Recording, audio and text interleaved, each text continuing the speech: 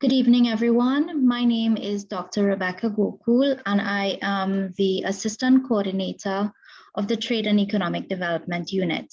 Welcome to our National Conversations series. Tonight's installment is going to be focused on an issue that is very familiar and also very alarming to each one of us in Trinidad and Tobago. The situation of crime and how that is going to be remedied in the coming period. I will not be hosting tonight. Our chair for this evening is Mr. Gavin Hira, but before I hand over to him, I would like to remind each one of us to please keep your microphones muted unless you are asking a question, but I also want to encourage you to use the chat feature as part of Zoom. So at this point, I am going to hand you over to Mr. Gavin Hira, who is no stranger to this conversation at the national level, and dare I say the regional level as well, who is going to take us through the speakers for this evening. Mr. Hira, go ahead.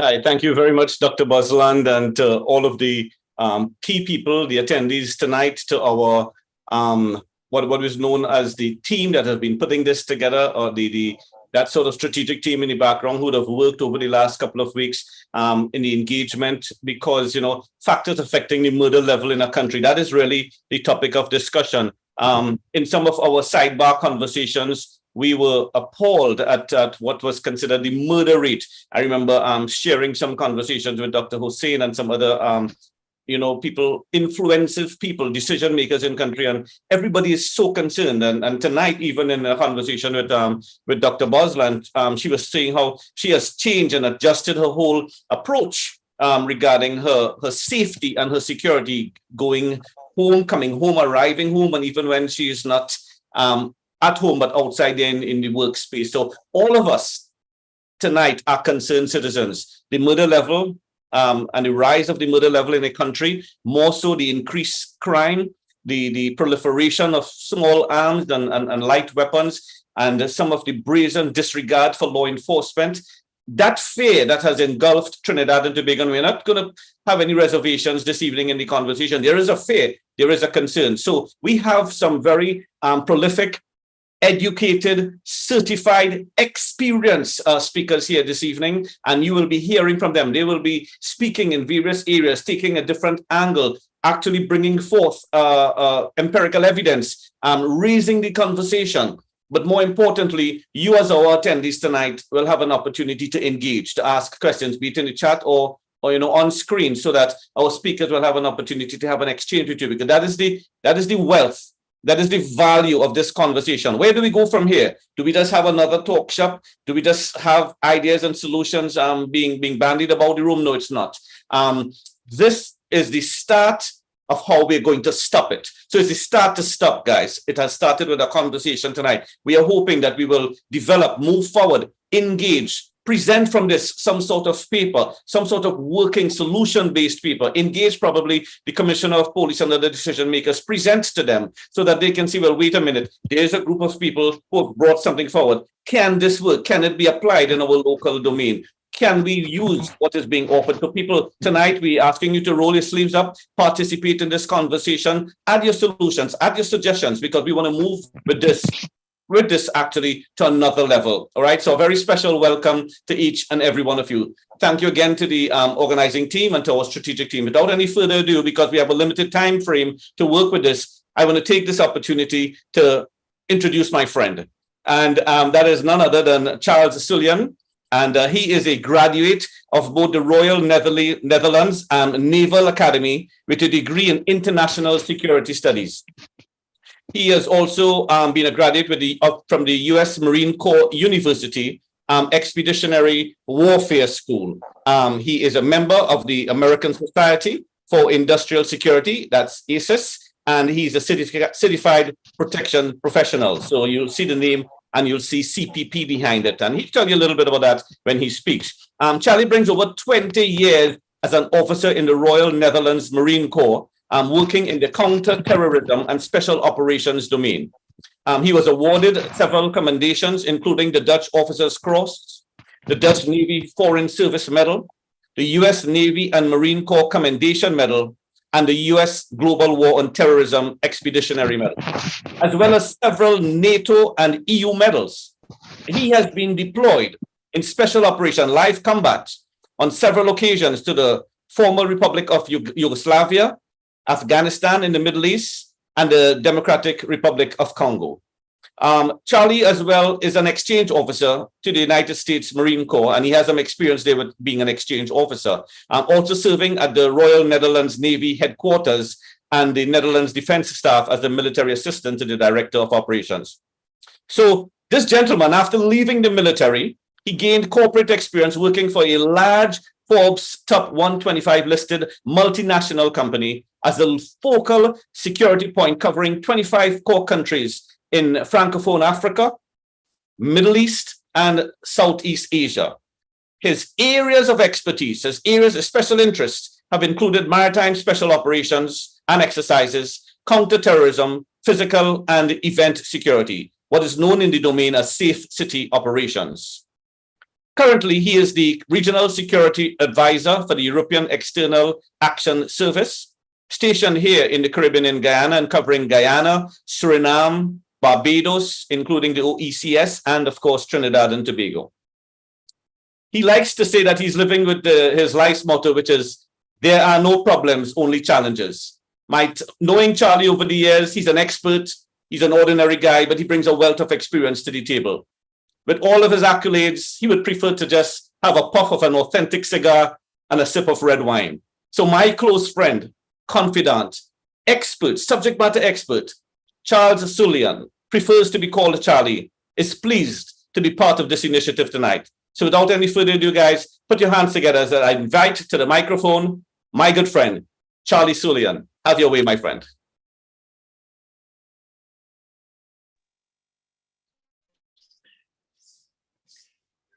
Thank you so much, Garvin, for introducing me, and thank you, Dr.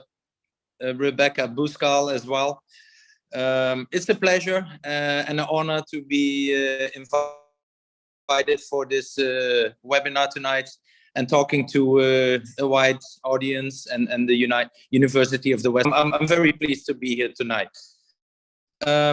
Rising crime and homicide in particular is a very actual topic these days. But I will not zoom in on Trinidad specifically. I will take it to a little bit a wider area in the region. And we have other speakers, for example, Professor Hossain. He will zoom in a little bit more in detail. So I think we have a nice match of speakers.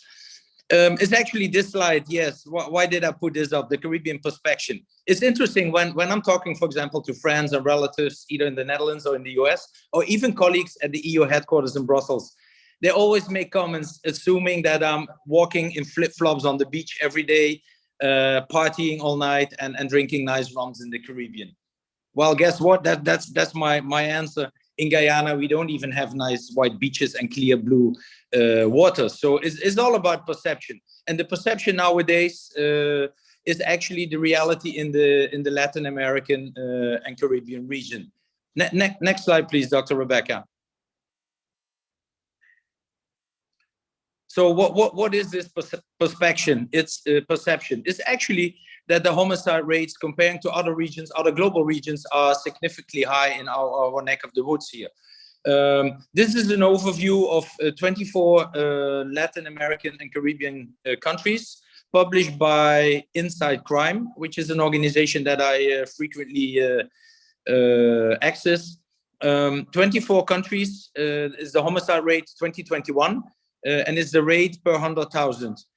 Out of those 24, 7 Caribbean countries are listed with high homicide rates. Jamaica is actually by far the highest, while Trinidad, according to this source, is listed as number 4.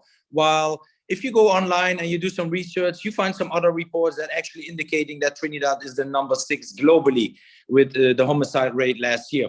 But as I mentioned earlier, Professor Hossain, he will zoom in more in detail in the situation in Trinidad. But the statistics for nearing the end of this year, sorry, please back. are still far from positive. We even see significant increase in Barbados, 34 homicides reported by the end of October, while we only had 32 over the whole year of 21. And we also see a peak in Suriname, but there are actually lacking actual statistics. But we see a peak of homicides. Next slide, please.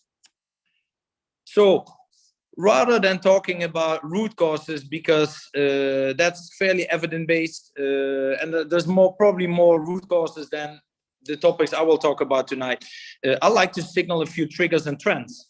I identified 3 issues boosting crime and homicide in the region. It's narco and drugs trafficking, it's human trafficking, and all of these 3 forms of trafficking, as they have to upward these trends. Next slide, please.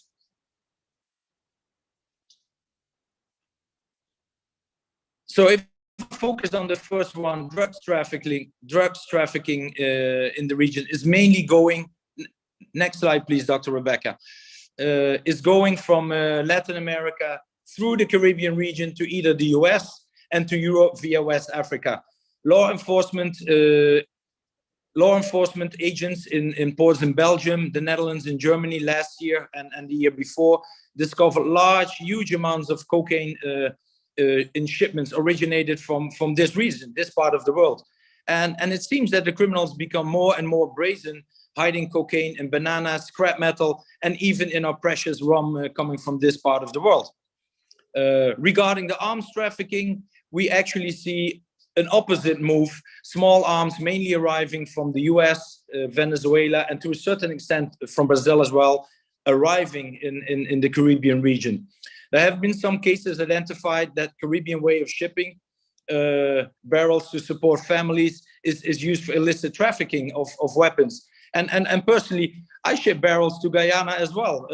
Of course, not with contraband, but it's a fairly simple means of transporting goods and it's very cheap, even comparing to checking in extra luggage in a plane. Next slide, please.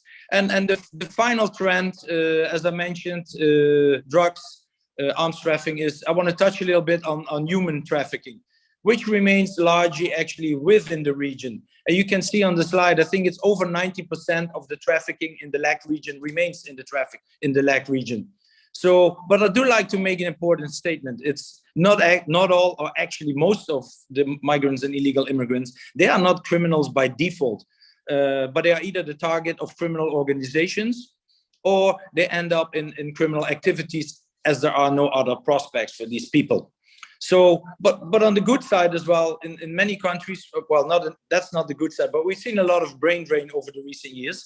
And now we see actually a movement coming back from people to the region. For example, over 130 nurses recently, they came from Ghana to Barbados to support the local health system. So I think it's very dangerous and sensitive to label every immigrant, every illegal immigrant as a criminal. However, on the downside, we see quite a number of female illegal migrants coming from Haiti and Venezuela, even in the country where I'm based in Guyana, and many of them unfortunately end up in prostitution. And guess what? This business is run by criminals. So there is definitely a linkage between these factors. Also in Guyana, we see a lot of Cubans arriving. And why is that? Because the US Embassy in Guyana is the only embassy in the region providing US visa for Cuban nationals. So that as such, that is not a bad move. But there is a lot of questionable businessmen in Guyana. They are actually making profit out of these Cubans coming to Guyana. So it becomes actually quite a business model, and it extends to, let's say, offering Airbnb apartments, so people staying for at least 2 weeks. And these business, I call them questionable business person. They make a lot of money on the back of other people. Okay, next slide, please. So And this is me talking as a diplomatic security professional. So how do we mitigate our staff to become target of this increase in crime and homicide? And these are not measures specifically for Trinidad or specifically for Guyana. We have certain baseline measures. So I think it's good to stay and to realize we are not the target for the majority of the homicides, because many of them are crime and gang related.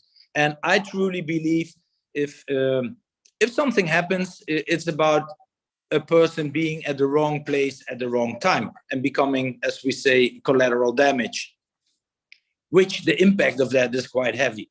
So it's important, a few things. It's important to have a situation awareness. And what do I mean by that? It's, let's say, if you as a diplomat based in a country, you need to understand the local environment, and you need to see what's going on rather than only acting as a foreigner. So it's very good to understand the environment. You also need to remain vigilant without being in a constant panic mode. And there is no reason to be in a constant panic mode, but you need to be alert whenever you see something that might be suspicious. Also, it's good to avoid certain areas, especially during the dark hours. And we tell this people in Georgetown, in Guyana, we tell this people in Barbados, and I'm also telling this my staff here in Trinidad. And finally, it's good to keep what we call a low-profile posture. So don't flash and expose expensive jewelry, visible cell phones. Don't open your wallet in the middle of a busy street counting your cash. And it seems maybe a bit funny when I give these examples, but it does happen. Some people are naive and they don't understand their environment.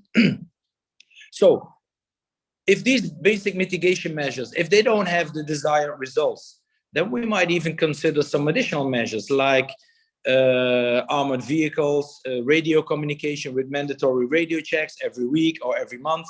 And in worst case, even putting curfews in place. So let's say not allowing people to leave the house and the accommodation between 11 o'clock in the evening and 6 o'clock in the morning. So these additional measures, they might have huge impact on the privacy and the freedom of movement of your staff, of our staff. So it's not something that we consider easily, but we look at the whole big picture. And being in Afghanistan at the EU delegation in Kabul for 2 years prior arrival in this region, I can assure you that certain of these measures do have impact, especially on the emotional well-being of staff. And that's also in consideration for almost the last 3 years we had the COVID crisis. So if you add that all together, it's very important also watching the mental status of colleagues and staff and even family members. Okay, my last slide, which I will talk a little bit more in depth. So,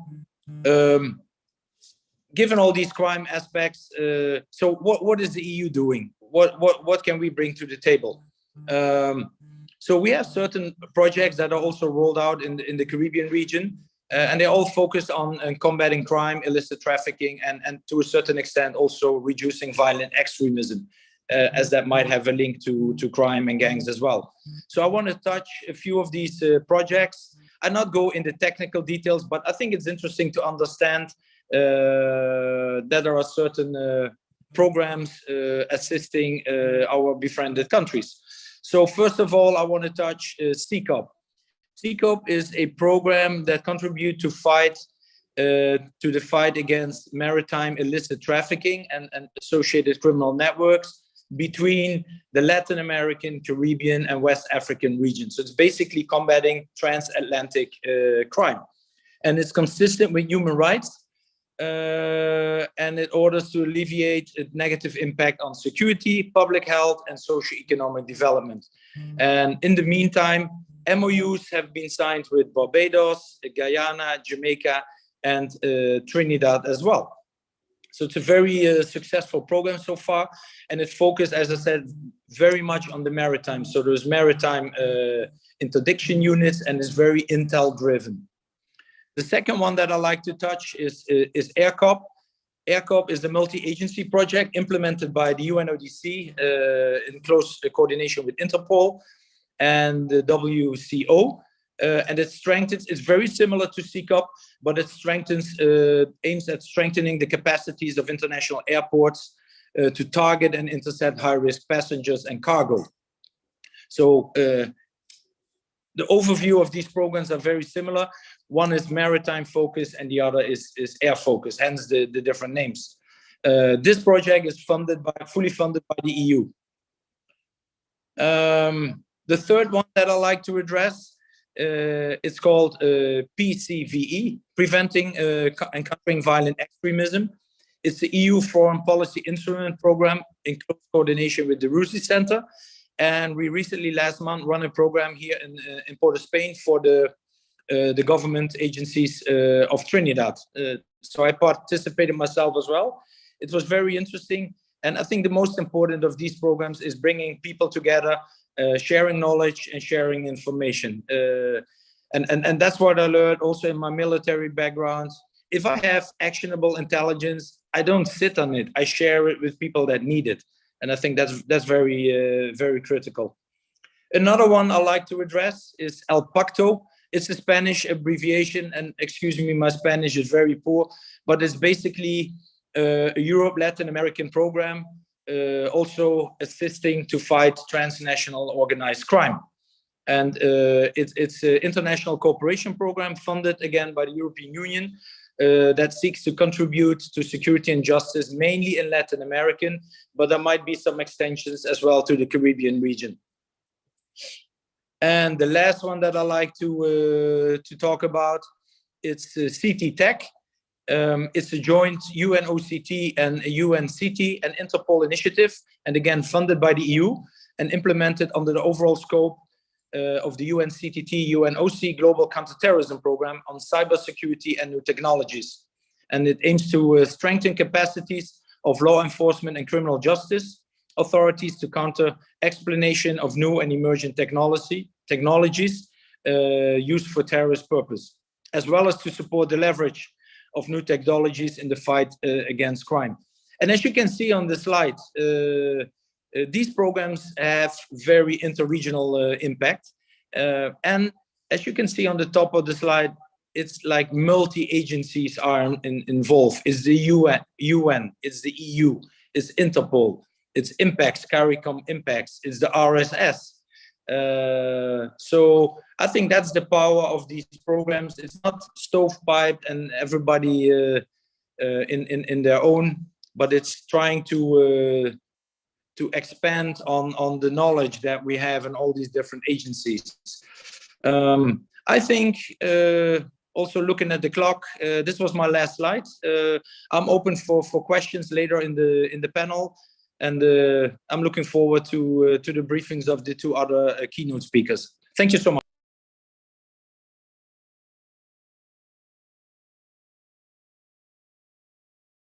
Thank you very much, Charlie. We are very, very privileged to have that overview that you brought to the table, speaking from the Caribbean perspective, some of the great work that you're doing. We were particularly impressed with that slide that you put up there, the homicide rate and the triggers and trends. That was very, very good. We took note of that. And something that you said in one of your slides where with drug trafficking, the product is getting out of the Caribbean. But as for the arms trafficking, the product is coming into the Caribbean. And then to see some of the joint Caribbean sort of synergized efforts by the EU, because it is a concern for that it's not only a Trinidad and Tobago issue. This is happening all over the region, and your perspective really brought that angle. I'm positive that there will be some questions popping up in the chat as we move along. We'll be happy to reflect those in our question and answer segment. But thank you very much. Thank you for putting together this presentation and enlightening us with some of the key areas. And as an expert, I know you'll be happy to offer what are some of the working solutions that you would have seen in some of the other big player countries all over the world, knowing that we are facing this situation not only in Trinidad, but in the Caribbean. And I think in some of our conversations, you actually spoke about situations that was developing that you saw even in Barbados. We'll be happy to hear about that later on in the program. So again, may I ask the attendees to put our hands together again for Charlie and a very good presentation. Thank you so much. Thanks again for making an effort to be part of our discussion platform. So moving along smoothly now with the program, It is indeed a pleasure to invite to the microphone, invite to the screen, invite to the podium a good friend of mine. He is the former Deputy Commissioner of Police, Mr. Wendell Sylvester Williams. And Wendell Williams has served Trinidad and Tobago for roughly 40 years as a police officer, from the rank of constable to that of the acting deputy commissioner, until proceeding on pre-retirement leave around October 2022.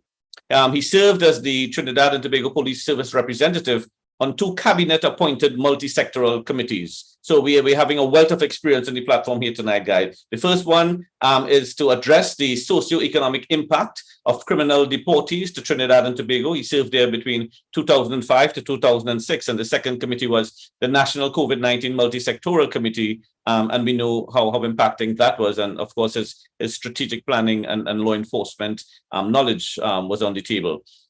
He gives his views. He views the Trinidad and Tobago Police Service as having been most resourceful, reliable, stable, patriotic division of the public service before and during the national COVID-19 crisis in Trinidad and Tobago. And thank you again for your contributions there, Wendell. He considers this worthy of recognition and he says here, and useful to inspire pride and resilience among Trinidad and Tobago Police Service officers in confronting and overcoming new challenges. He is recognized for his wealth of experience in the Interpol network, other law enforcement collaboration, and of course diplomacy. So he was head of Interpol in Trinidad and Tobago and has a lot of international experience as it comes to Interpol. Wendell Williams has participated in strategic development, in workshops, in seminars, trainings, and international forums, has shared on many topics. And as a speaker in international systems, he has spoken on national security and crime-related issues. Safe city operations, again, comes to the table. He's a graduate of the European Center for Security Studies. As a matter of fact, we would have both shared at that faculty. I was a feature speaker in one of the events, and he was an attendee representing Trinidad and Tobago. And it was nice to rub shoulders and connect with him again at the European Center for Security Studies. He has also been a graduate of the FBI National Academy and the U.S. International Visitors Leadership Program. He is an awardee in the subject area of international and law enforcement issues. Earlier this year, he participated in the 9th International Latin American and Caribbean session of the French Military School in Paris, IDEN. So his personal motto, as he has shared with me, is fear God and live. He cherishes his reputation of being a fair leader. And we have a joke that we share, Wendell and I, in that on that event in the European Center for Security Studies, there was an international night. And I, as a feature speaker, and him as one of the attendees representing a Caribbean country, we had to basically present Trinidad and Tobago. And he brought some very spicy tamarind ball, and he created an uproar with all of the foreign participants who wanted to taste the tamarind ball, but just couldn't, they didn't have the palatable digestion to deal with it. But we share that joke. So sometimes I'd say, Wendell, can I speak to you? I want to speak to Officer Tamron Ball. But we have a good thing that we share. He's a professional, guys. And I'm thankful that Wendell gave consent to be speaking here tonight. And we are thankful that he can bring his wealth of experience to the table. So without any further ado, I'm asking you again to put your hands together as we invite a good friend of mine, a professional indeed, DCP Wendell Williams, to the platform. Thank you very much. Thank you, Mr. Moderator, and fellow panelists, Dr. Bosland, Dr. Hussein, Mr. Sulen, and everyone who is in with us this evening. I'm grateful for the opportunity to share, and would like to premise what I'm about to share by saying that I've approached this opportunity in a very simple way, aware that there are processes that are taking place that are pertinent to the Trinidad and Tobago Police Service, and also aware that there is a need for marrying the practical things, the very practical things, with those more scientific-based findings and suggestions. And so my presentation this evening really takes the form of drawing on some of my experience in the 40 years in the TTPS as it relates to this matter at hand. So allow me just to share briefly. Okay, slideshow. I take it that you're seeing the presentation in its proper mode. Okay, so factors influencing the murder level in a country. I'm aware of the broad topic, it says a country. So I know that our concern is heavily in Trinidad and Tobago. And so I wish to give a broad picture as to what I've come to conclude as being very relevant to this issue. It's not an exhaustive list of the issues from a policing perspective or policing officer. However, it is some things that I've found to be very pertinent, a concept really of controlling or yielding the high ground. And the high ground really should be taken here as literal as well as in the virtual or figurative sense. And so I looked at the physical control or the yielding of the high ground physically, and find that there's relevance to this in terms of what I saw as a young police officer taking place where crime, violent crime, was very centered in certain areas. It wasn't as widespread as now. And so I relate to Laventon in particular, that at one time when you had murders, you had violent crime, that would have been your main area of the epicenter of the activity, where you had most of those activities taking place. And so I recognize there that, and I'm sure that we do as well, that what you have there is a fort-like significance.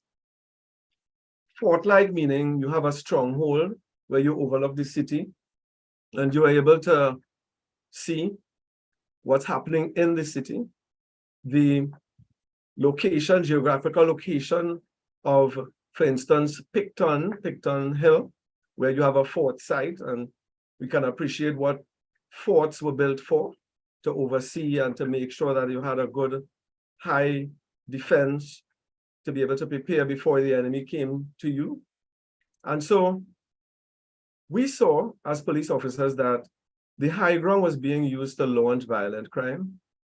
It was difficult to police because of the terrain.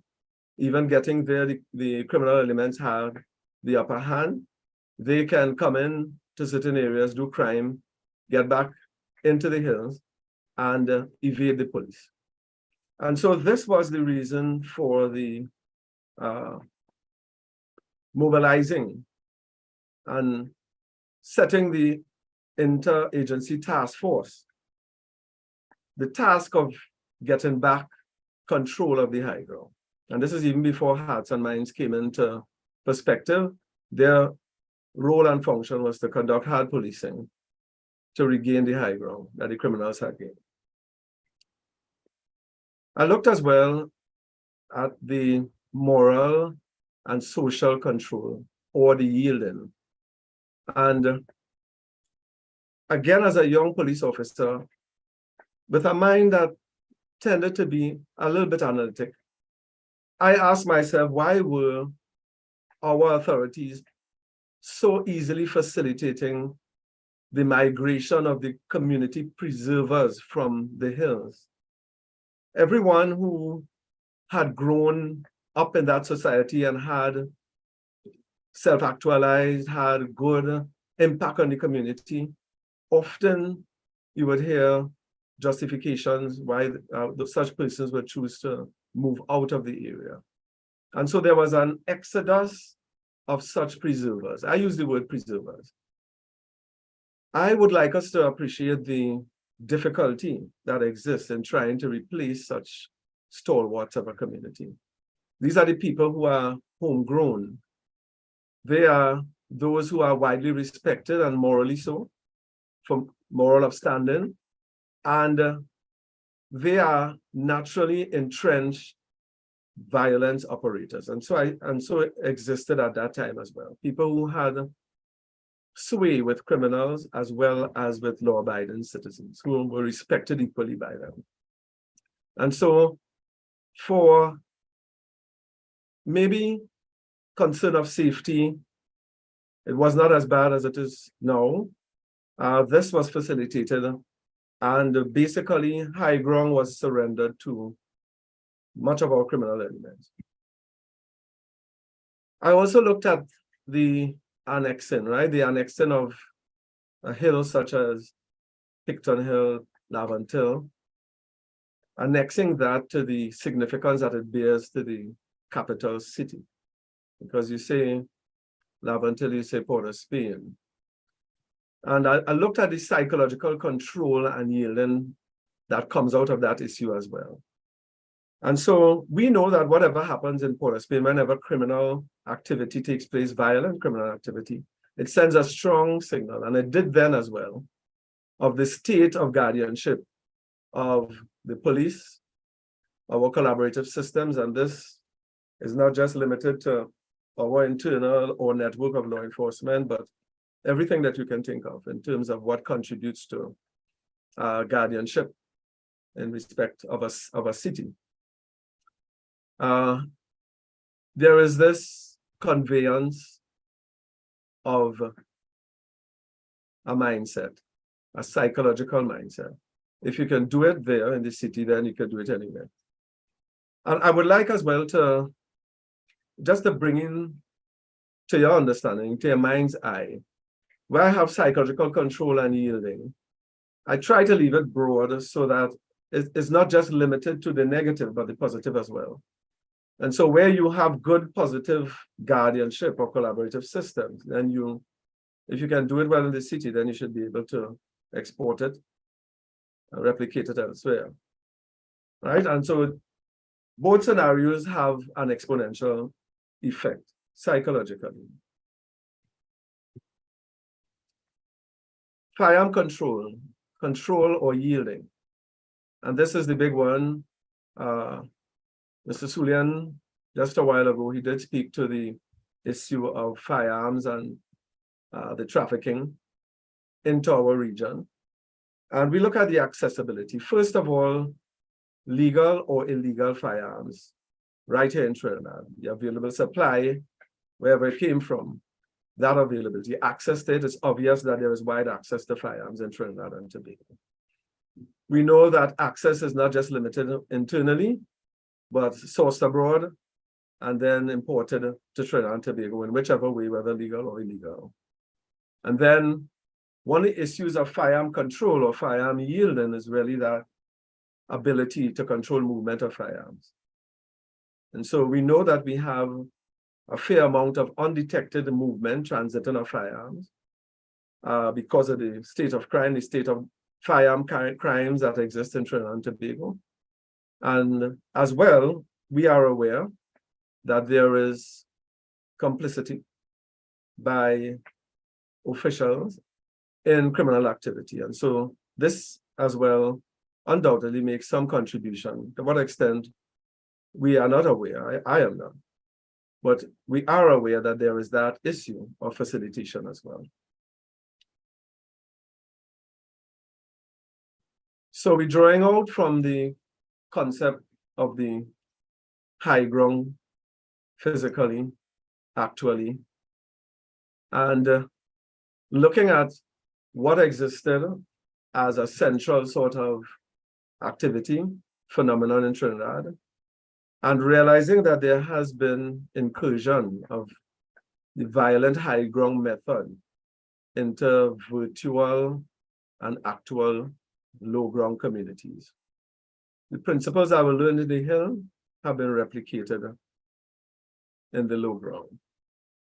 And so you find relatively pure, previously pure communities end up being victimized, and we see that happening from time to time and to a larger extent.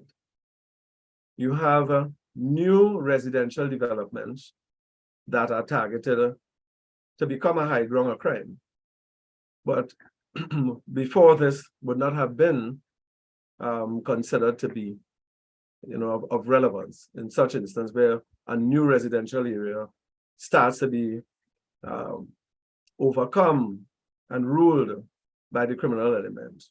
And then you also have business communities that suffer violence, as well as the aspect of opportunities, because our violent criminal as well, sees opportunities to do business, which has been a trend as well, to develop businesses and to have that kind of influence on our communities as well. We continue in the progress of what our situation looks like. And we are aware that there is rivalry, which often causes lots of the violence. And so the rivalry comes through the expansion of high grounds, as well as the splitting of gangs, which sometimes becomes very, very volatile. There is violent competition for the ground and for what the criminals perceive as high ground, or what they intend to make high ground. And there is less restraint with respect to the violence that is used. And we all are living the experience every day in terms of the reckless use of firearms, right? The indiscretion that we are seeing, because there seems to be a drive, and persons are driven more so by the ambition of expanding and setting up themselves and revenge and so on with regards to gangs than any consideration for anyone. And so I come to the issue of control. Control as a suggestion, just an offering of what I think may work.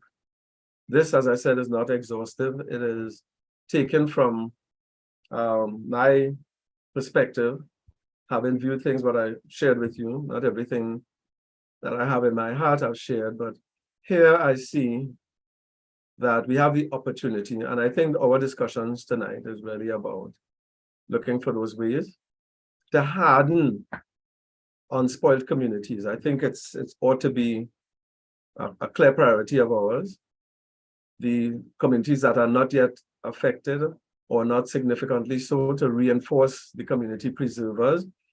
And maybe I should pause here just a little bit. When I was going through the part of the slide that spoke of preservers, I wanted to give an anecdote, because preservers are not just limited to the civilians and the public or people. It may be some sort of NGO, institution,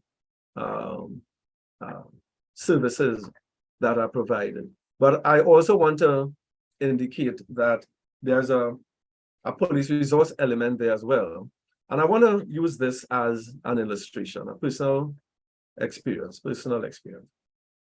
For several years, about 10 years, I lived at Second Caledonia in Mova. Second Caledonia in Mova at that time was like the murder capital of Trinidad and Tobago. There were 2 other police officers living in the area that I was aware of. And the situation, the bloodshed and the violence that was associated with that area was pretty high and very much alarming. We 3, not directed by anyone, but sat and decided that we would intervene, that we had a role to preserve. And even though we lived in the area, we got the authority of the heads of the CID then. I was probably just a corporal at the time.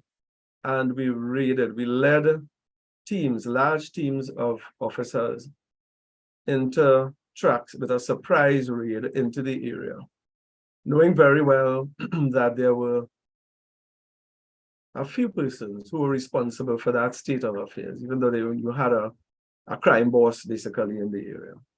Suffice it to say that having done the raid, we had arrests for firearm. In those days, you get 1 gun, that's plenty. Someone was shot.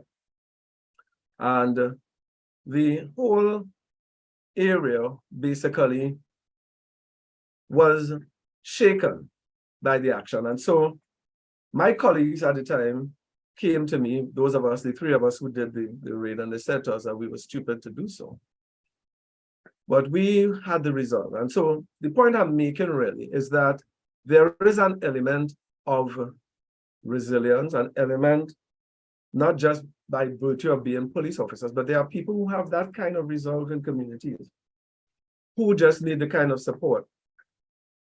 And so it's really critical for us in terms of hardening unspoiled communities to find these people and to empower them. I experienced the effort to deter me from having the confidence. And I continued to live in that area until it was time enough for me to leave. I rented, and when I bought my house, I left. So it was not like I had to run from the area. And the other two officers, similarly, one of those officers attained to the bar as a judge. I think he has worked as a judge. And the other person, well, he lived deep in the community and continued to live there without a problem. And so in hardening the unspoiled communities, we really need to pay attention to the youth. We really need to look at institutions that can really support youth, whether it be cadets and the things that we speak about all the time, the things that can really give young people a fresh vision rather than the direction of which so many communities are going now.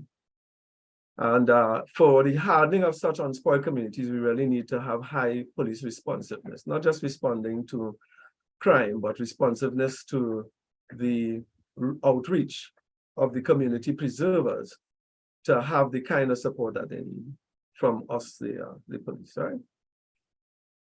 In terms of the harder group, meaning you have the people who are literally in the high ground, criminals who are serious gang leaders who have entrenched systems, entrenched support, those require the priority targeting in a more detailed kind of way, where we tackle the firearm accessibility, which we do, but finding more innovative ways of restricting and recovering firearms, bringing to bear those things that are in place, that have been put in place over time in terms of being able to get support from technologies, from linkages, collaborations, those things that are there, that are being worked on, that we need to capitalize on.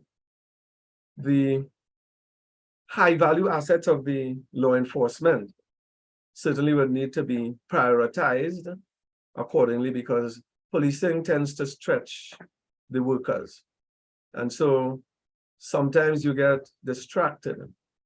And so we really need to be pretty prioritized in our targeting, because the success, I think, breeds success. The more you're able to target and successfully do so, the more the message will spread and the more influence in terms of being able to carry out the function of being the guardians of society.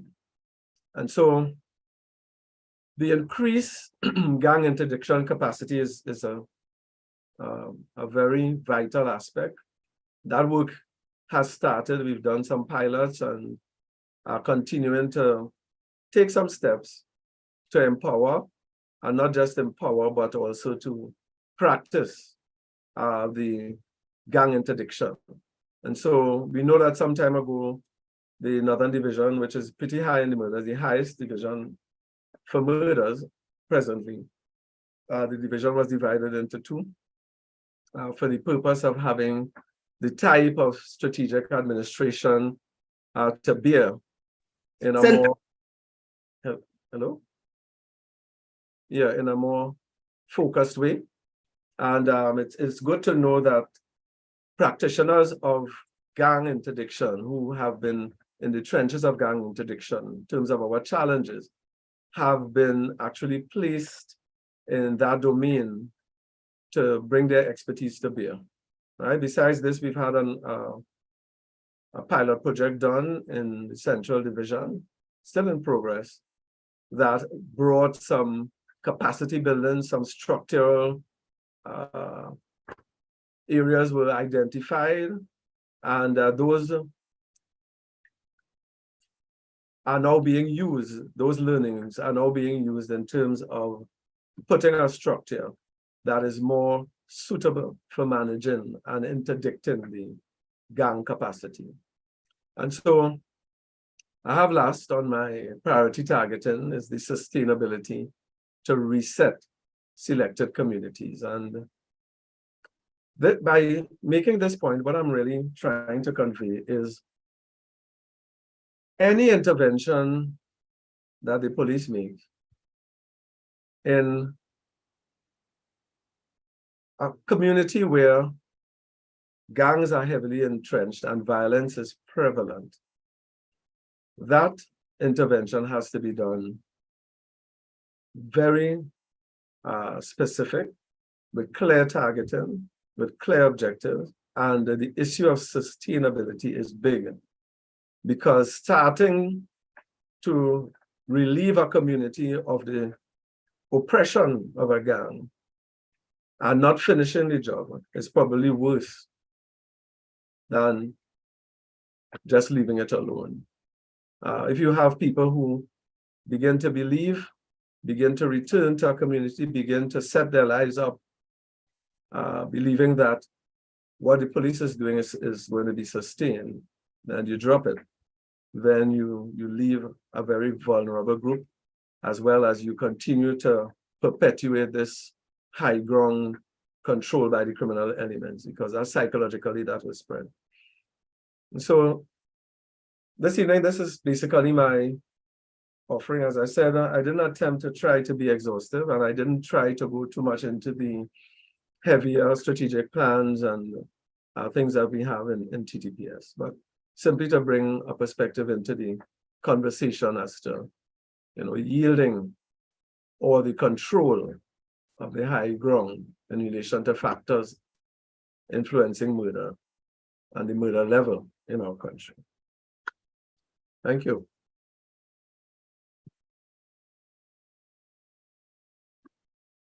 Well, thank you very much indeed, former DCP, acting DCP Wendell Williams. We're really thankful for you lending us your time tonight and to adding to this perspective. We were really thankful for the angle that you took, yielding of the high ground, and there were some key things that came out there tonight that we are really ticking the box here, underlining in red, and the lights went on in the room. That fort-like significance, we would have seen it geographically and never thought of the whole issue of that having that sort of control, commit a crime, get back up to your safe ground, the high ground, but that fort-like control, and then relating that historically to that there is actually a fort in that domain. So it brought us into a concept of thinking, and the mindset you talked about, but being so confident in the committing of crime that you can now export your expertise to other areas in Trinidad, train young people and send them out in that control. So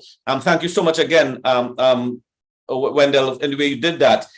We were happy as you closed off when you spoke about the hardening, especially with unspoiled communities, and the priority targeting, and how you listed each one there, especially that last one of the sustainable resetting of untouched or unspoiled or selected communities, and that was phenomenal, because yes, if you are dealing with crime and criminality and you're interdicting into gang warfare, you also have to fix the communities sustainably so that they can withstand some of the threats that are to come, and the high responsiveness of police officers to threats. We thought that was very, very informative indeed. So again, may I take this opportunity to ask each and everyone present to give Mr. Wendell Williams a round of applause for a job well done. We are thankful. We are all heated up here in the discussion, and it is a nice segue to bring us on to our next speaker, Professor Roger Hussain. Dr. Roger Hussain is currently a senior lecturer and the coordinator of the Trade and Economic Development Unit at the Development of Economics in the University of the West Indies, St. Augustine.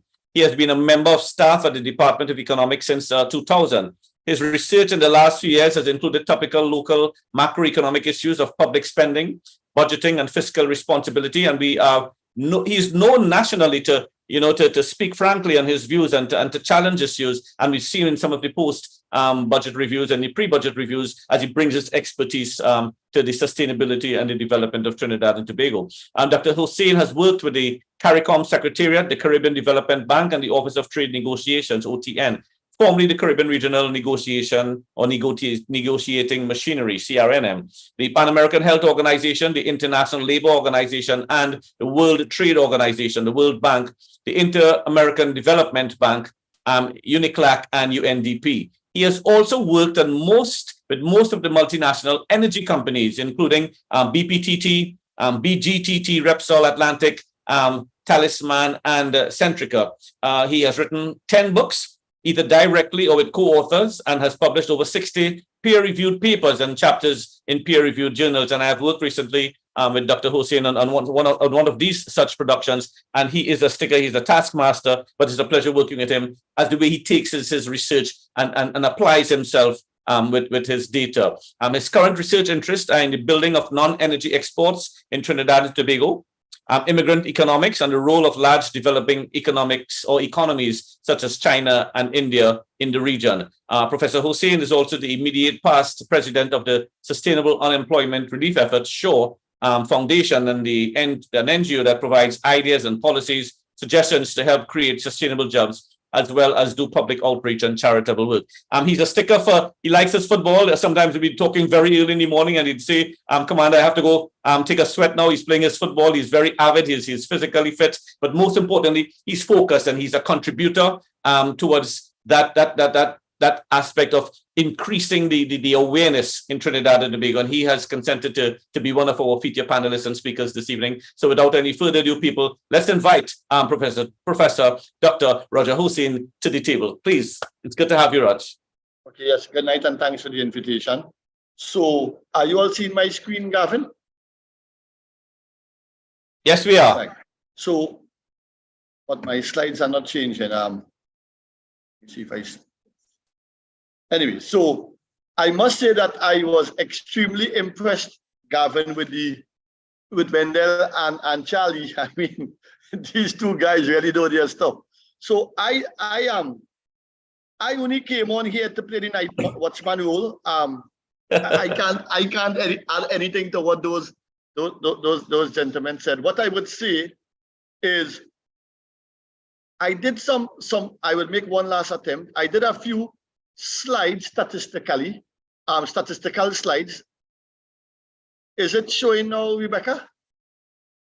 Right.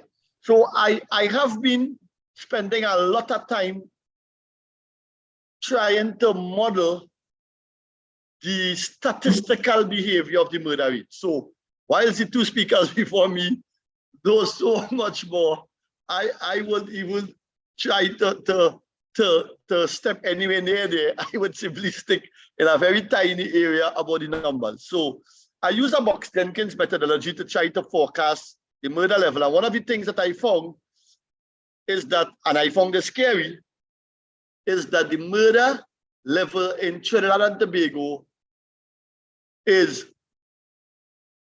unstationary.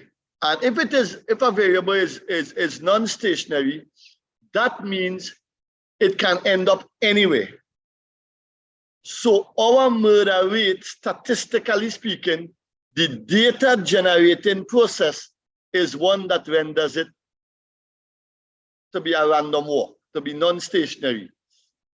And that's something that people like Wendell would have to keep in mind, because if in 1 month, in 1 year, you see 623, which is what the data is saying is possible for this year, in another year, you could see 821.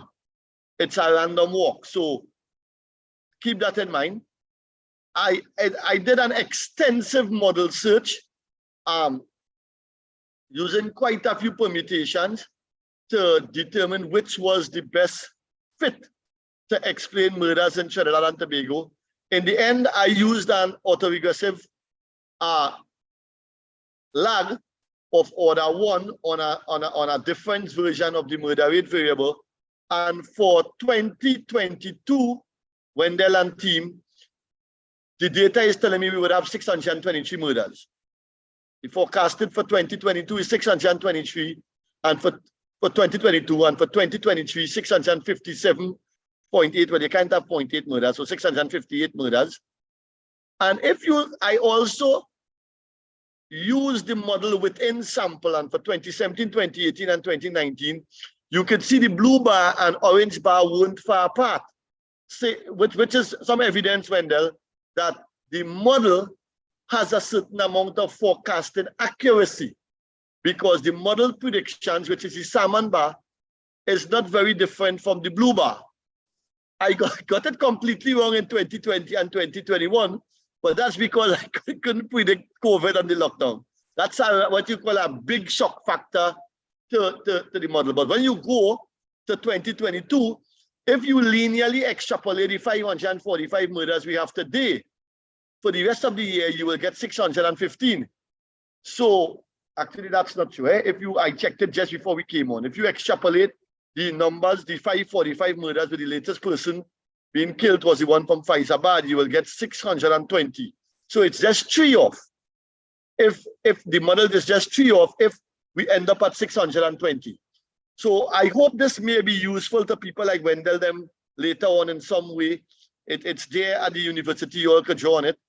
And the rest of my, one of the last things I would say is that I extracted from the murder variable, the trend component and the cyclical component. Time series have cyclicality, regularity, seasonality, and trend. The trend is the one that will be giving people like Wendell and they a lot of headache, but we are now seeing that the cyclical component is becoming very pronounced, and I am looking at that in detail to see if I can find anything, even 1% that may be of use to the security officers, and I would share this publicly or with the relevant audience. And but the trend is the one that worries me, because even if the cyclicality were to fall to 0, the trend is there and it is growing at 1.18% per annum post 2008. And so something about this murder rate has taken on a dynamic of its own. And what I would close with is nothing to do with the statistics. It's just some lay people questions to throw out to Charlie, Gavin, and Wendell. And I am one of these people who I love to play football, and I have found myself, Wendell, having to change where I play football. I continue to play football. I'm not going to stop playing football, but I have to use the wisdom of God and change where I play football. I have to do certain things. And I ask the question, what can we do? Now, 550 was the highest murder level we had previously in 2008. And I wouldn't want us to cross 550. We are at 545 right now, by the way. So a stupid question I would ask is, how can we not cross 550? Although it seems impossible now. But I think a minister of national security or a commissioner of police should be concerned with that. Worse yet, how can we prevent the numbers from crossing 600? Because if it moves over 550 and crosses 600, there is the psychological blow, at least to people like me, that anything goes. At any time you are at the mercy of the killers, you should consider running away quickly with your children. You should consider hiding. That's what 600 murders means to me. And how will I invest?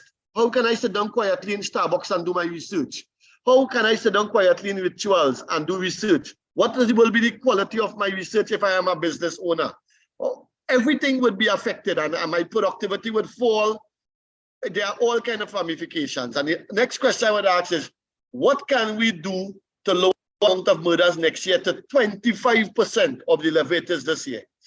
We basically, I hope I speak for plenty right-minded citizens. I am not really bothered about the tax rate. I prefer to be alive so I can pay taxes. So if you want a Ministry of National Security budget and you ask me for it, I will pay it. But in paying it, I want to be able to work so that I can pay it. And therefore, I must think that the country is free from crime or has a lower crime rate. My tax dollar paying to reduce crime must make me feel better off. I must not pay to reduce crime and then become even more frightened. That makes no sense. Then I will be unable to pay. How can we lower the inflow of illegal guns in Trinidad and Tobago? And both Charlie and Wendell spoke on that. And then the last one is where the economist comes in. Because I looked at several scatter plots. I will quickly go back to them without commenting on them. I looked at the relationship to the real GDP growth rate in Venezuela, the relationship to people who are in gangs, who are not working. I shouldn't say in gangs, who are not working. And you can see it as rising there. And therefore, I know if we get the economics correct, we have a better chance at tackling this problem. And I therefore say to the Minister of National Security, sorry, your Minister of Finance, that returning the economy to growth makes him also a junior Minister of National Security, in the sense that it being Minister of Finance and returning the economy to growth will help to lower crime based upon the statistical things I'm seeing. So I thank you for the time, Garfield. I feel like a complete misfit after hearing these two highly capable gentlemen speak, but I thank you for the opportunity even so. Indeed, Dr. Hussain, your contribution has been really noted, and it brought a nice angle, brought a good tone to the conversation. We looked at it again, and it was keen to recognize something that you said there, and that the murder level is non-stationary. I will have to say it, even as a professional, that's frightening. That means that this thing could go in any direction, and your forecast of 623 by the end of 2022 and probably 658 in 2023 is indeed very alarming. If we were to follow the data, just as you said, and the data-driven forecasting, with the trend and the cyclical component, the impact based on that linkage, it is very important. So I think what you have said complements from the subject matter experts that spoke specifically on some of the issues that are arising, facing this not only nationally but regionally and of course internationally. We are thankful for your questions, because they will in fact be coming back up at the panel. And I'm taking a point that you said in the closing, just as you said that should the Minister of Finance ensure that we improve our employment rate, improve that aspect of living and cost of living and the relatedness across society, he could be considered a junior Minister of National Security. And add on to that. If every single minister of government factor into their strategy for their ministry, the fact that they just received their releases from the budget and all of that, and there's a factor in their strategy, how can we reduce crime? It will amplify the whole of government approach, the interministerial approach. So every single minister, every single ministry tonight should be tuned in to recognize, wait a minute, we have a role to play and we could contribute to the reduction in crime, and not only leave it to a Ministry of National Security pillar. So thanks again, Professor Hussain. We are thankful for your contribution, and we're thankful for each and every single member. So we want to smoothly move into some of the questions. We had a couple already being posed while our speakers were there. And I'm going to go first from Dr. Tiwari. And he's asking to Charlie and maybe to Wendell, or to even to Roger, if you want to jump in. Given that 7 Caribbean countries have comparatively high homicide rates, does that mean that these countries are weak in the effective use of their intelligence? Charlie, would you like to take that?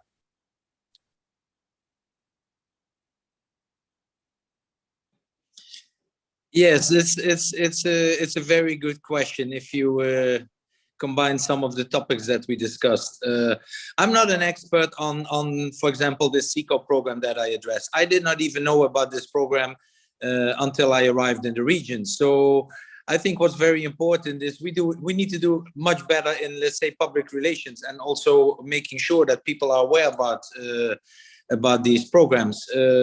Some of the countries that are actually listed, in the slide I showed earlier, they are not part of the program. So that doesn't mean that they're not sharing intelligence, but it's not in a structured way. And for me, it was actually quite evident through this question. And definitely, I'm not pointing finger at individual countries or individual services, but I talked to a security official in one of the countries that I'm covering, and we were addressing several times the MOU on CCOP, and he himself, as an official, well, in this business, he was not aware of the CCOP program. So that tells me that we need to do better, let's say, getting the word out that these programs exist, and that we can tap in. And I was looking at the questions too, and I think it's good to realize it's very difficult to list. I don't have the list what the success criteria for a successful program are. As I said, I'm not the expert on these programs. But it's also good to realize some of these programs are training programs. So the programs are not running the operations themselves. So, I mean, you can teach and you can train units, people, certain skills, but in the end of the day, they have to do it themselves. So it falls or stands with their own leadership and the skills, the individual skills of the members of these units that are involved. So yes, I understand the question, but I think to say, okay, we'll all fail, I think that is a little bit too easy. And there have been successful interdiction operations in the Caribbean region. Recently, not as such by the EU, but it was a big operation by Interpol called Trigger 7 in September. And it was a big success with many countries involved, many different agencies involved. But I think it's a long way. And I mean, maybe it's sad to say, but I think I've read some recent publications that actually now in 2020, the US, or people are saying the US drugs and war is one big failure. So that tells you these are operations that need to have a very long run, and we need to go. I said earlier, I don't like to put a slide with root causes because there were so many causes, but I think for, let's say, especially this trafficking of drugs, for example, it's not only the interdiction. We need to fight where the products are coming from, and we need to have measures and let's say rules and structures in place where they are supposed to go to. So it's the whole chain. It's not, let's say, the maritime interdiction in the Caribbean Sea as such. Thank you. Thank you very much. Very comprehensive indeed, and where you touched all of the areas. And I would just add to this because effective use of intelligence results in good operations. And sometimes you may have all the tools, you may have all the training. The implementation of that training to run operations based on an intelligence-led approach is very, very critical, integral, as I would say. One of the key things here that I have seen in my research, for instance, there seems, I think there needs to be more involvement, more work, more linkage. I know Wendell spoke about it to some extent in his presentation, and so did you, Charlie, about the sort of integration with our foreign counterparts, because there seems to be, based on the surveys that we would have done, some members of my team and aspects of it, that there seems to be a hands-off. You know, the US, the European systems are hands-off, especially with the trade in SALW, small arms and light weapons, in that these things are not coming to our country to cause harm to our citizens. They're going to some other part of the world, even if they're leaving our citizens. In the contrary, the flip side, with the US war on drugs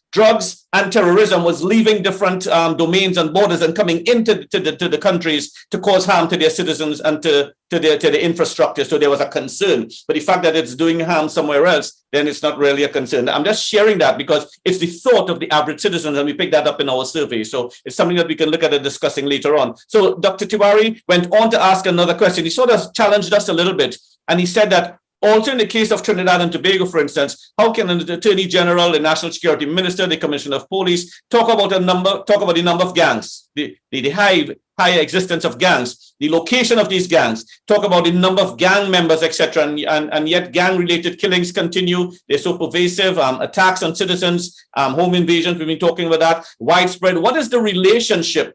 And this is the key question here, guys. And Wendell, I'm asking you to respond if you can. If not, I'll have to shelter it and probably speak on it. But what is the relationship between the knowledge and information that they have and the crime prevention aspects, crime detection, charges against wrongdoers, and conviction of criminals? Because detection rates and charges and convictions appear to be so low. Is that something you think you can touch on, Mr. Williams? You're mute.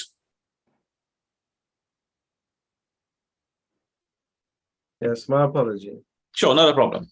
Interdiction with respect to gangs, and maybe I should touch first on that whole issue of intelligence. Sometimes what is perceived as intelligence is really not workable, and we've heard this discussion before in terms of translating that into enforcement. And so sometimes there's a gap between intel producers and the actual law enforcers in terms of a perception that they've produced something ready-made to go for arrest. And so there is that process that, even as Mr. Sulen spoke about, the A cup and C cup, they are actually like work in progress. I'm just making a reference to that. And while you implement or start up as an initiative, you definitely have to find ways to develop the pertinent enforcement capacity. And it's not just about knowledge in the head, but also systems. When you're dealing with organized criminals, they are not going to just put their hands up and show themselves guilty. You have to find the ways to actually catch in the act, detect, and be able to pull a lot of sometimes complicated pieces together. And so I wanted to make mention, though, of the utility of the CARICOM as a block and the CARICOM impacts with respect to our phenomenon. I saw within the Interpol framework the value of the CARICOM impacts as a regional body making representation at the General Assembly session of Interpol for being able to be recognized as a body that takes lead with respect to certain things. And so when we had Cricket World Cup in 2007, the CARICOM impacts had already gained that sort of recognition within Interpol and was able to bring a coordinating type of effort to bear to be able to carry out the Cricket World Cup in 2007. I don't know if I strayed from the question, but I was drawing from the question I was asked earlier, the whole aspect of intel and if there's a failure there. And so I'm saying that's one of the areas where we have to strengthen the ability within the region to focus, even with regards to firearm movement, firearm entering our regions, and how we approach in policy as well as coordinated efforts with respect to that. Right, I know I may have missed what you were getting to a little more on the last question. Well, not really. You brought a nice perspective in bringing in the whole Caribbean impacts, because it segues into another question, really. And do you see Caribbean impacts or that regional involvement, for instance, with undercover policing and or covert policing, utilizing the Caribbean linkage from a regional perspective to assist in some of the Caribbean state countries? It isn't something that we've looked at, but the reality and the importance of intelligence with regards to undercover work, inserting into gangs, inserting into trafficking, and also transnational organized crime. Can we then start looking at some of our Caribbean neighbors and utilizing that skill set and sharing also subject matter expert exchanges for covert and undercover policing as an aspect to deal with the reduction of murders and crime in country? Is that something you think could work? It's not impossible. It's not something that's off the table. I haven't heard it within recent times as a region speaking directly to that. But you know, the awareness that as small islands, how far you can go, especially now with the widespread nature of social media and cameras and you name it, the whole access to information about people and what have you, the issue of undercover work becomes that more challenging. And so you really need to focus heavier on putting formal systems in place for that, which you know may involve a regional type of approach. Besides that, a heavy input in terms of technology is where we really need to go, rather than thinking about the heavy and undercover work. Yeah, I agree. Technologically driven policing, I agree. Sulian, I wanna ask you. You were saying something, Wendell? You were finishing? Sorry, you go ahead. Charlie, the question is here. Regional intelligence sharing as per covert policing and technologically driven policing. Do you think that is what we say maybe a formula, a new method, an out of the box thinking that can work? Yeah, I was thinking about this earlier. We recently, actually last year in the Netherlands, the Dutch National Crime Agency, so get together with some of French colleagues, they were able to encrypt like a chat box that criminals were using. I think it was called Encron, and that gained so many data and information that was in the end being used for, let's say, at the far end police operations to arrest high level criminals. So I think yes, technical applications, So and I think we had this discussion between the two of us a while ago. It's not only about boots on the ground. You can put a lot of police officers in the region, and we've seen it in Afghanistan, where deployed as the military. In the peak, I think in 2000, I think it was 10, 11, there was almost 150,000 NATO troops in Afghanistan. Well, 10 years later, you can argue what we have reached in the end of the day. So I do like, and as I said, I don't like to think in problems but in challenges. So that means we need to think out of the box and get the whole wide spectrum of all available means that we have. Technology, cyber is becoming more and more important. The use of drones to get intelligence. I think we need to get all the accessible means. And let's be honest, criminals nowadays, they are smart as well. So it's we need to make sure that we're ahead of them rather than the other way around. Sure. Thank you. Thank you very much, Kevin. Julian, sorry. Kevin, we're going to come back to you. There was one other question that was for you, Dr. Hussain. You mentioned something in your presentation of, okay, look, the university is available. We're doing a lot of research. We're producing the graphs. We're showing you trends, cyclical or not. We're talking about the impact. And we are available to help, to work with some of these ministries and some of these decision makers. That is what we did. The question was, if you were told, okay, we want to work with you, what are the three priority areas, Professor Hussain, that you think right now the university can partner with to support and assist regarding the reduction in crime, bringing that academic platform to the table? Kev, we're going to come right back to you right after Professor Hussain's response. Right. So I can speak for the Trade and Economic Development Unit, of which I am part. Other departments would have to speak for themselves. We could help with statistical analysis. We could help with understanding the underlying data generating process behind the murder level, understanding the trends, showing if there are something called pro-cyclicality, if it is murders are related to rise in government expenditures, rise in economic activity, fall in economic activity, calculating things like the extent of inequality and showing how inequality is linked to murders. Now, there's a paucity of work in this area. My suspicion is that if we could get economic activity back on track, we could lower the murder level. Now, having said that, the highest murder level to date was at the highest level of economic activity in the past. Right. So we have to take that with a pinch of salt, because in 2008, when economic activity was at the peak, we had the most murders ever in Trinidad and Tobago. When unemployment was the lowest, we had the most murders in Trinidad and Tobago. And when transfers and subsidies were at the highest, or amongst the highest, and therefore inequality arguably would be at the lowest, we had the highest murder level. So it is a complex situation. Some of the usual drivers are not playing the same old role that we would have seen in the past. So I'm saying that for people like Wendell, the obvious thing is to say, well, okay, you have a rise in unemployment and the murder level would increase. But in 2008, unemployment rate, if I were to make an educated guess, I would say it would have been about 4%, one of the lowest ever. Real GDP would have been at the peak. Transfers and subsidies would have been very elevated. The obvious thing now for the police officer to say is, well, unemployment ain't causing the crime. Look, go to the economic activity not causing the crime. So there are other factors and complicated broad spectrum factors that are driving the murder level, which is what I'm talking about here.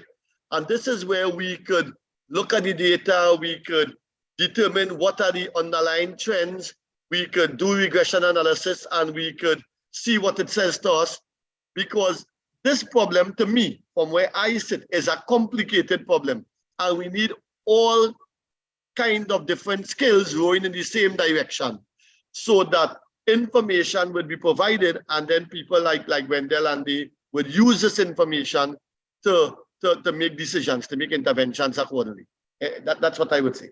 Thank you very much, Professor. And I think it's a good opportunity that it needs to be echoed that, wait a minute, university is not only there as a platform to go in and get certified and qualified, it's a platform that can produce the right sort of support scientifically and by data-driven processes to address the issues of strategic thinking and successful aspects of implementation that Charlie spoke about in the beginning. Yes, there may be plans, there may be training, but implementation, rolling it out is where it matters most. Kevin, thanks for waiting, and you're invited to ask your question. Okay, good evening, everyone. Gavin, you're looking like a super young boy there tonight. I have two questions here. Thank you. And one was for Dr. Hussein for sure, because he's always on point with these things. And I think he answered that very, very well here a while ago. The problem that we have is that everything he said there, together what myself and others would have done, because, you know, being in the same field at times and have to lecture these things and so on. The Minister of National Security and Finance in particular are saying otherwise. They stand up in the parliament inside and out and say otherwise, based on what Dr. Hussein said there. He's on point with that module he did there. Now, so let me go to the other question, and either Mr. Sulen or former DCP Williams can answer this. And DCP Williams made a point about organized crime and organized criminals here. The general consensus of the population, this was brought to me as well too, is that crime is organized in certain things. Yes, we know that. And what the population is saying is that they have to be getting funding and in order to be organized somewhere, some source or the other, because sometimes the perception as well is that the criminals are way ahead of the police and those in authority and so on there. I would ask either of these two gentlemen, what would they advise the population on this particular question? Thank you for your question. I'll allow Charlie to go first, and Wendell, you can do the counter response.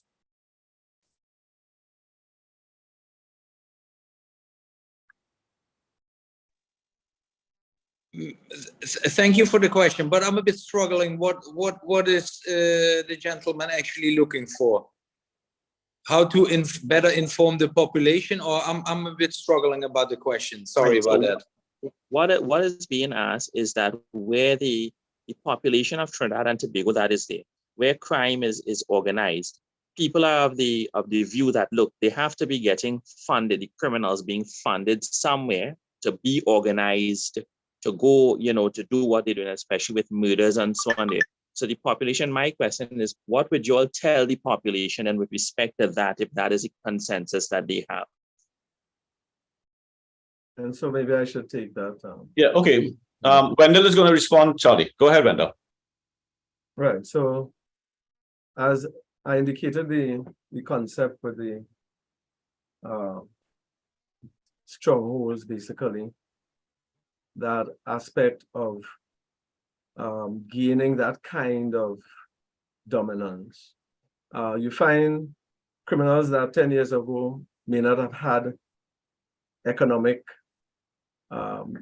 prowess and dominance in a community have attained that, and though they may be connected in a wider criminal network, their influence itself has allowed them to be fortified and to fortify themselves within a community. And so that's where I was actually speaking to.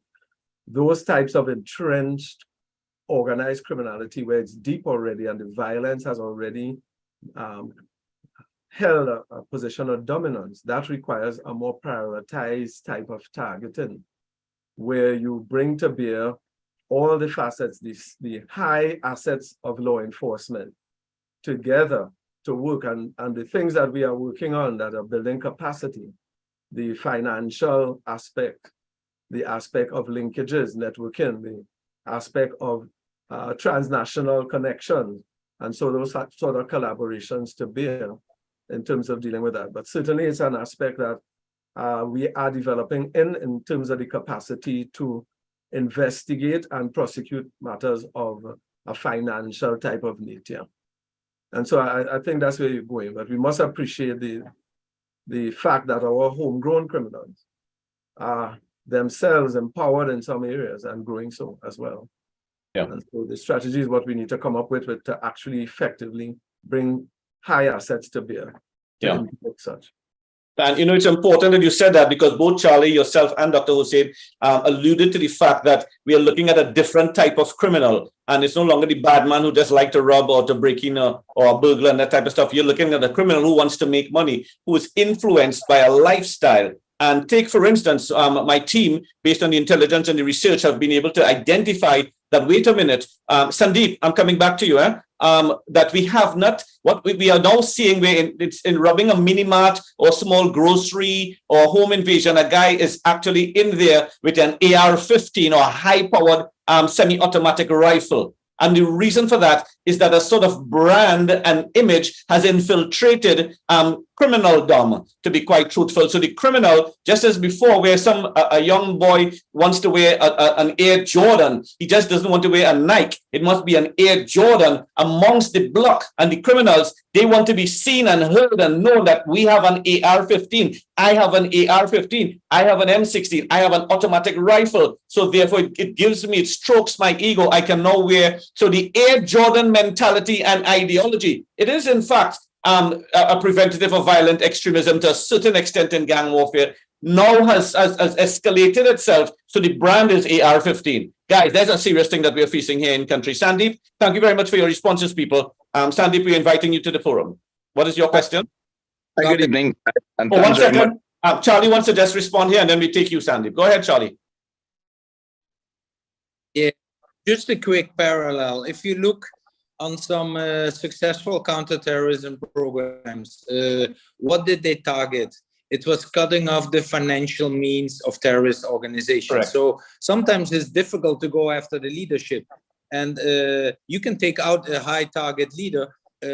20 are standing in line already to take over the position. So I think you can draw certain parallels with criminal organizations. It's quite easy for a new leader to stand up. But if you're able to cut off the financial sources in this case, so the question and the perception of the population make total sense. But also that goes hand in hand with, let's say, that's the other side of the coin, is fighting corruption. Correct. And if that is not synchronized, then you can cut off the one hand, the other hand is still grabbing somewhere. So I like that. Yes, and I fully agree with you. And what we talked about, the strategy is we need to have a strategy in place. Yeah. And weakening, smothering the oxygen flow, which is really the financial resources. Sandeep, you're going to be our last question, and then I'll hand back over to our coordinator, Dr. Bosland. Go ahead, Sandeep. Hi, good evening. And sorry, I'll be very quick and prompt. That's fine. Thanks, Dr. Hussein, for the invitation. I have one question to Dr. Hussein and maybe the other for the rest of the panelists. You indicated on employment as a critical factor in moving things forward. The CSO reported in the last quarter 2, an unemployment rate of 4.8%, which is almost reflective of full employment. I'm not the economist, by the way, but taught by one, so I could talk a bit about it. Which shows full employment. So the quality of employment is the issue. Or you also spoke about transfers and subsidies being very high. Is the transfers and subsidies actually being used to fuel criminal activity into the society? So those are 2 questions for Dr. Hussein. And for the rest of the panel, me personally, one of the things I do not do at all is go to the police if ever there's an issue, because I don't ever see that a problem will be solved. The police force, as far as I see, in my eyes, and this is my eyes, and I've been very frank here, is actually a problem creator, right? And when you go in there clearly needs to be a significant amount of training that has to go into these persons to be able to deal with issues rather than being a problem solver. In fact, I personally had a very bad experience with the police force early in my life. And clearly, nothing much has changed since. Been there to now. So I wish to also state to the panel what is happening within even the police sector, because majority of some major crimes in the last 2 months, there have been national security personnel found to either be involved or assisted in major criminality that has taken place in this country. And even that gives my resolve. And finally, what are we doing as a society in general? And I don't know if any one of them could answer this, Dr. Hussain, or otherwise. We just finished a study across Guyana, Trinidad, and Suriname, looking at the psychological state of youth between the ages of 18 to 45, 18 to 24. And 45% of the youth, albeit it's not a reflective sample of Trinidad and Tobago, so I'm being clear, it's across 3 countries, but Trinidad and Tobago had a major sample. 45% of the youth self-reported psychological or mental health issues, self-reported psychological or mental health issues in this country. And again, add crime onto that, you're looking at a serious issue. So I could only speak from my medical background, but these are some general things I speak as an observer outside of the field. Thank you, Dr. Miraj. Go ahead, Dr. Hussain. So what I noticed, Sandeep, is that when I saw the relationship with the unemployment rate and murders appearing non-existent, I looked a little closer at the data, and the numbers you quoted are correct. But there is this new aspect of the labor market, and Gavin is right. If each minister could take some aspect of reducing crime as part of their portfolio, we could get there, because part of the crime problem that I am seeing from the data is the strong correlation between that aspect of the labor force, that aspect of the population that is not in the labor force. So you have the non-institutionalized population, and you have the labor force. And then you have this growing gap between people who are of the age, they are not in school, they are not in hospital, they are not in jail, they are not in the infirmary, and they are not in the labor force. And we call them the economically inactive population. Probably these people are in gangs. I don't know, Wendell and others would know, but they are not in the labor force, and they are part of the population, and we don't know what they are doing. When you take that part of the population, the economically inactive, and plot it against the murder level, you see a high correlation. So the obvious question that follows, therefore, is that the Minister of Labour needs to take a detailed look, in my view, Gavin, at what are the attributes of this not in the labor force group, or economically inactive. What are they doing? Where are they from? What is their what are their different ages? Their educational background. What are the reasons they are not in the labor force? So we would have information and not be shooting in the dark, although from what I heard about Charlie, some of us may have done that.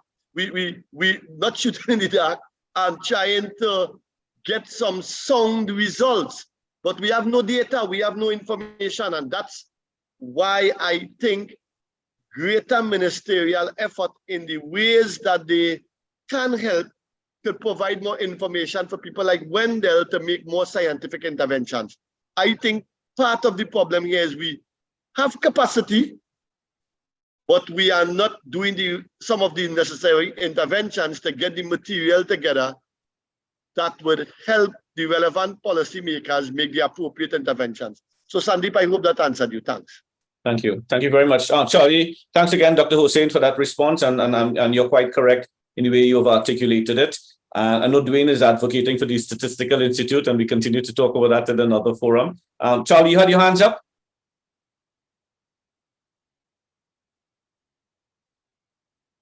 Yeah, I will stay away on the let's say the unemployment rates and the mental health issues. That's completely off of my expertise. But it was the topic, the question, and the example that was given. From I don't go myself to the police, the gentleman said. So if I draw a comparison, let's say of operations in the past, in military operations in Iraq, in Afghanistan, and Mali, one of the things in the counterinsurgency strategy that's very important to be successful is winning the hearts and the minds of the population. And I was thinking about this when this gentleman raised his question and gave the example. I think that is what, and not only in Trinidad, but I see this in other countries that I visit and worked before, is there is lack of trust over the board in some of the agencies that are supposed to help the population. So, so if you draw the parallel, I think, let's say in the Trinidad example, the police should have a strategy in place that is based on winning the hearts and the minds of the neighborhoods, of the population, on top of all the other, let's say, operational aspects that are in place already. So if you get back the full trust of the population, I think that would be critical in combating crime and ruling out the gangs that now have a very strong foothold in certain neighborhoods. Thank you. Thank you, Charlie. Wendell, were you going to say something on this before we wrap up? Yeah, just simply to say the emphasis within the TTPS strategic plan, besides the priority targeting, the aspect of partnership is so critical. And so even though police legitimacy is low, and depending on who is looking in, you meet people who comment and have said to me, for instance, I've never met a bad police officer. Mm-hmm. And so that's that person's finding and experience and perception. The fact is that for us to build a better, safer society, we cannot ignore the responsibility to partner. And so I gave my own experience just a little bit in terms of my sharing and when I did the presentation. And really it's with that kind of understanding to try to convey to people, you have good police officers who are very dedicated. When we raided Caledonia, a woman came to my home and told me that I will be targeted. They're coming for me. And so these are our realities. That didn't daunt me. And the fact there are many officers who are working with that kind of determination, and to, chastise them and throw them away, it's not quite fair. But so we extend the hand of partnership. That's the best we can do. And as Dr. Hussein was indicating, those targets that you are looking at with the numbers that you want to see less than, we have to find the ways that our plans, our strategic aspirations actually materialize like rubber hitting the road. And this is where those community preservers, I see great value for them, because some of the research that you are alluding to, you'll find some of those answers very much within the knowledge and the capacity of people who are actually entrenched in the community and can tell you exactly what's going on. Yeah, thank you. Thank you very much, Wendell. Thank you, each and every responder. Actually, in closing, we have Yolande de Leon, and she's actually endorsing the what is called the tentacles of the GRACE program and that whole collaborative approach for the TTPS and by extension the support agencies. So yes, in fact, that's a good program. Probably needs a little more meat, a little more muscle here and there, but it is in fact something related to what Charlie was alluding to when he spoke about that hearts and minds approach. So I think it has been a very good discussion here tonight. We are thankful for each and every presenter for the time that you took for putting together such a very, informative and engaging presentation, and your responses to the questions that were popped up. In fact, enlightening, because as I said, the end game, this was not just going to be a talk and a presentation and questions and answers. As we've been there, done that. It's a forum, with a format for us to be able to produce some sort of working paper and engage the decision makers as to how can we help by offering some of these solutions. So in fact, I'm just going to echo Dr. Sophia. Brilliant presentations by each and everybody, and we are looking forward to further engagements from each and every one of you, to the organizing team and behind the scenes. Thank you very much for bringing all of this together. We had some challenges today. It was a rough day. The weather was against us. There was floods all over. People trying to get home to be part of this and were joining by phones and in their cars and stuff. But we are really thankful that it was able to roll out into such a success. Dr. Bosland, would you have any final comments, or do we close off based on my closing remarks? Mr. Hira, no final comments. I just want to say thank you to the audience.